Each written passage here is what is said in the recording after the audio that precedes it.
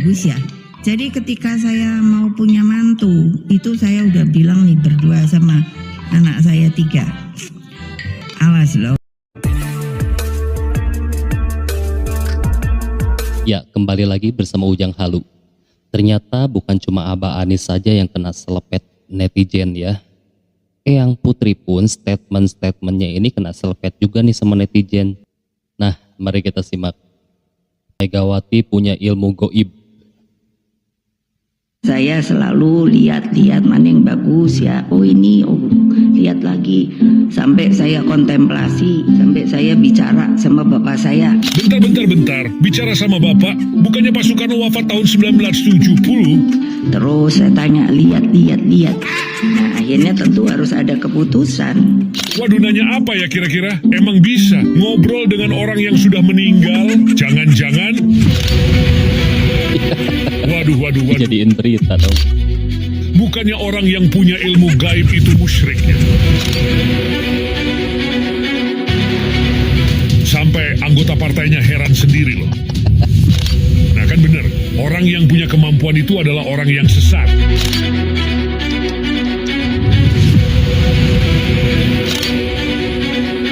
Tidak patut dicontoh ya teman-teman. Emang boleh segaib itu? Kalau nyebut nama Rasulullah yang benar.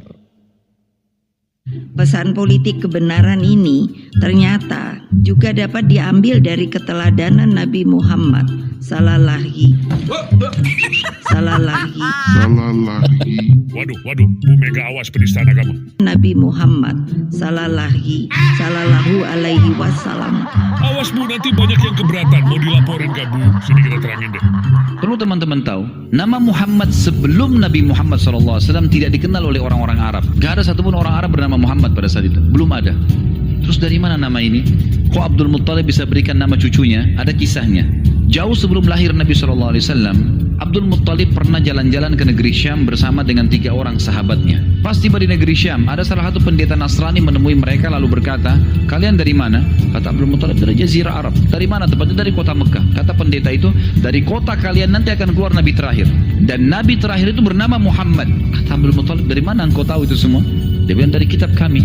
Dalam Injil disebutkan namanya Muhammad." Maka keempat orang ini bertekad pada saat itu untuk memberikan nama kalau mereka dikaruniai anak setelah itu atau cucu, Muhammad. Dan dari 4 orang ini, pada saat balik ke Mekah, orang yang pertama mendapatkan cucu laki-laki adalah Abdul Muttalib. Itulah Nabi Muhammad SAW. Maka dia pun mengangkat bayi Nabi SAW lalu keliling di dekat Ka'bah lalu mengatakan, "Anak ini memiliki perkara yang besar." Lalu Abdul Muttalib pun membawa bayi Nabi SAW ke Ka'bah saat baru lahir dan ia yang memberi nama Muhammad. Katanya partai Wong Cilik, nyatanya Melalui ulang tahun partai ini, kita menegaskan kembali pesan moral terpenting tentang jati diri PDI Perjuangan sebagai partai Wong Cilik. Partai Wong Cilik, masa sih? Satu sampai mikir, jadi tiap yang ini. ibu itu apakah hanya menggoreng sampai begitu rebutannya? Apa tidak ada cara untuk merebus? Saya kira riset Profesor Mega itu harus lebih serius ya, detail dan juga sosiologis. Kita harus tahu juga kenapa ibu-ibu itu mengantri minyak goreng. Di negeri ini namanya minyak goreng itu masih merupakan atau dikatakan kebutuhan pokok. Apalagi masyarakat kalangan bawah dan menengah. Mbak tiru saya dong ya. Aduh gimana sih ibu-ibu? Supaya ngelihat ibu-ibu tuh ya, kenapa toh seneng banget ngikut pengajian ya. Saya sampai mikir gitu, iki pengajian ki sampai kapan toh yo? Tuman. Kan mataku bagus ya. Jadi ketika saya mau punya mantu, itu saya udah bilang nih berdua sama anak saya 3. Awas loh, kalau nyarinya yang kayak tukang bakso, bayangkan sepiro, kopi iki rupane. Gak tuku ribut.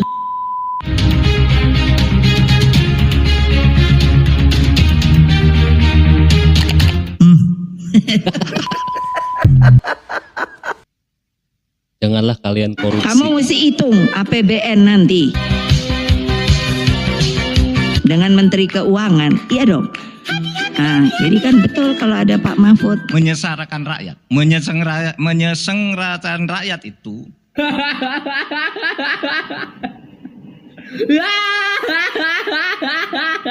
Gimana nih, jangan korupsi. Kejaksaan Agung tetapkan anggota Komisi 1 DPR fraksi PDI Perjuangan Ismail Thomas sebagai tersangka kasus dugaan korupsi pertambangan. Jangan korupsi. Tersangka dalam kasus dugaan korupsi bantuan sosial atau bansos masyarakat. Dan salah satunya adalah Menteri Sosial Juliari Peter Batubara. Jangan korupsi. Aduh, kebanyakan PDIP itu kan. Jangan korupsi. Jangan korupsi. Ya habislah kalau korupsi. 3 syarat sebagai pemimpin. Ganjar Pranowo dan Pak Mahfud MD memenuhi 3 syarat sebagai pemimpin tersebut. Pertama, mereka saya lihat energik.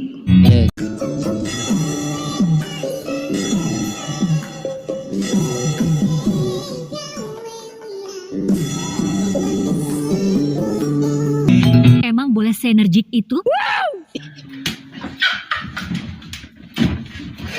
Jadi cerdas lalu baik. My question is rather abstract, but what kind of changes you're going to bring about your foreign policy compared with the existing foreign policy under President Joko Widodo? Kaisar Bapak ternyata ramah sekali. Saya mengantarkan Kaisar melihat candi, dan dulu kami dikasih tahu Pak Dubes, nanti tidak boleh salaman. Padahal kami ingin salaman. Cerdaskah? Ditanya perubahan kebijakan luar negeri jika terpilih jadi presiden, malah jawab Kaisar baik. Dan yang paling penting, berempati pada wong cilik. Untuk soal macet juana Pak. Macet juana yang makin parah. Kan semua, Bu. Media mau. Izin mau minta foto Pak. Dengar Pak. Media mau. Berempati ke wong cilik, emang boleh sesono itu? Ribuan surat suara tercoblos ternyata banteng jilat ludah sendiri. Akan lihat nanti di tempat coblos-coblos. Hati-hati kecurangannya lu. Sekarang udah pada pusing lu. KPU. Bawaslu, kemana kamu? Meanwhile, TKN Prabowo Gibran juga menyertakan temuan dugaan bukti-bukti kecurangan surat suara di Malaysia, di mana ribuan surat suara ini dicoblos secara ilegal. Dugaan kecurangan yang sangat-sangat kasat mata terjadi di tempat pemilihan luar negeri TPSLN di Malaysia. Jadi kami mendapat informasi yang amat dapat dipercaya bahwa soal dugaan adanya aktivitas pencoblosan sejumlah sekitar ribuan surat suara secara ilegal. Informasi tersebut disertai dengan bukti foto dan video yang menunjukkan sejumlah orang melakukan pencoblosan surat suara legislatif untuk partai dan caleg tertentu, nanti bisa dilihat saja. Dan suara pilpres yang dicoblos itu paslon nomor urut 3 Ganjar Mahfud. Dan ini kan tentu kurang lebih mirip-mirip dengan yang terjadi di Taiwan. Untuk pemilu kali ini kan di Taiwan kemarin sebelumnya sudah ada juga informasi dari masyarakat yang menyampaikan bahwa ada surat suara tercoblos paslon nomor urut 3. Jadi yang curang siapa ya Bu? Jilat ludah sendiri ternyata ya partai banteng satu ini. Statement-statement larangan, ternyata anggotanya juga yang melanggar ya. Terima kasih sudah mampir. Ujang pamit, sampai jumpa.